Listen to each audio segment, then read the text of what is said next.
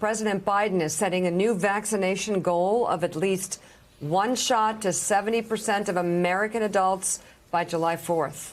Joining us now, Director of the Centers for Disease Control and Prevention, Dr. Rochelle Walensky. Dr. Walensky, thank you for being on. The fight to get the country vaccinated is happening right now. It's incredible what the administration, what you all have been able to do. I want to start, though, with a global look at this. How much are you looking at what's happening in places like India, where the virus is still out of control, and the potential that that could put off this country from getting back on track? Good morning. Thank you for that question. You know, we look all over the world to ensure all countries are getting what they need. You know, as we look at what's going on with India, first of all, our hearts go out to that country, to the healthcare workers, to people and families who have lost lives.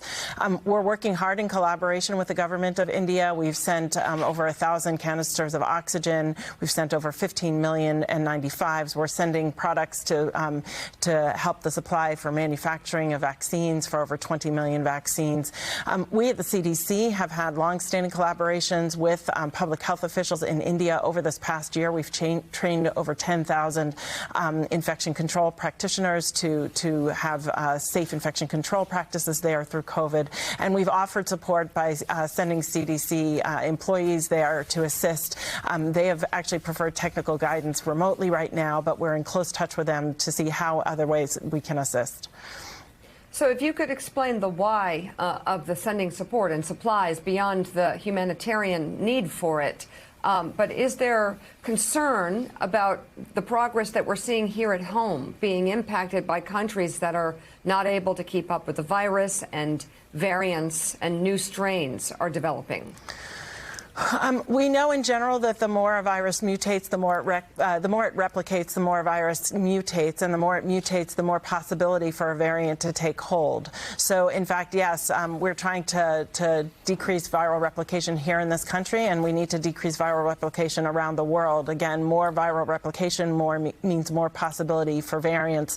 The more variants we have, the more likely it could evade our current vaccine.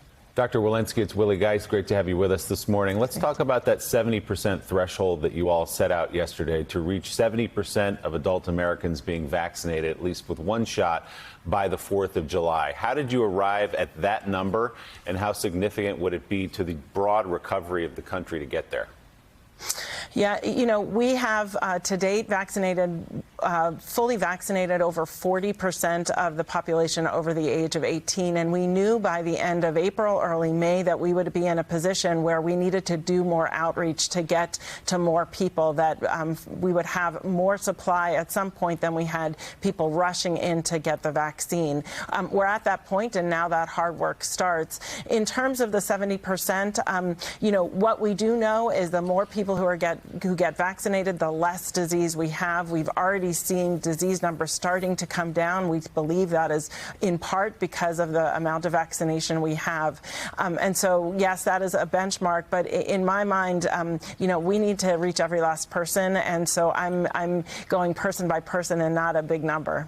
So 70%, what is the significance of that? Does that strike you as herd immunity? In other words, I think people are looking at, okay, the Biden administration set this number. If we hit that number by the 4th of July, does that mean they believe, you all included, that we can get back to our normal lives?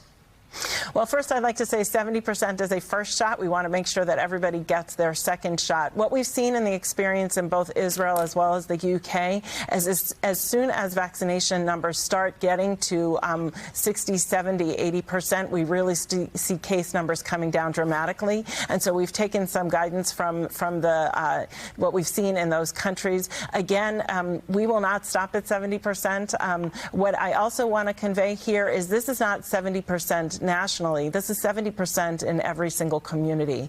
So that if we have 70% nationally, but we have a community that only has 40% vaccination rate, this virus is an opportunist. It's going to go to that community that has 40%. So really, we need to blanket the entire country. If you look at public polling, and I know you know this, and it's frustrating, I'm sure there are a lot of people in this country who say it's not just about access for me. I know where to get one. I just don't want to get the vaccine. I don't trust it. I don't believe in it. I think it's going to make me sick. I don't want the government putting a needle in my arm. So how do you convince people who are frankly saying, not going to do it, that they should do it for the benefit of the community? Yeah, first of all, you listed all of the things that we need to tackle, right? So, you know, we hear about populations that don't want to get vaccinated, broad populations. This is a very individual decision. And so we need to do this one person at a time. We need to do the outreach in community-based organizations, in rural organizations. We need to ask people, what is it about the vaccine that is making you hesitant right now? What are the things that you need to know, that you need to learn and understand for you to want to get vaccinated today or in the future? And we need to meet people where they are and answer their questions. This is going to be a one person at a time. Just want to say I got my second shot on Monday, felt a little bit sluggish, a little bit tired yesterday, but I was here at work yesterday, here today, and I feel absolutely 100% for what it's worth for people who are sitting on the fence right now. That won't be everyone's experience, but it was mine. Dr. Walensky, Claire McCaskill is here with a question for you. Claire?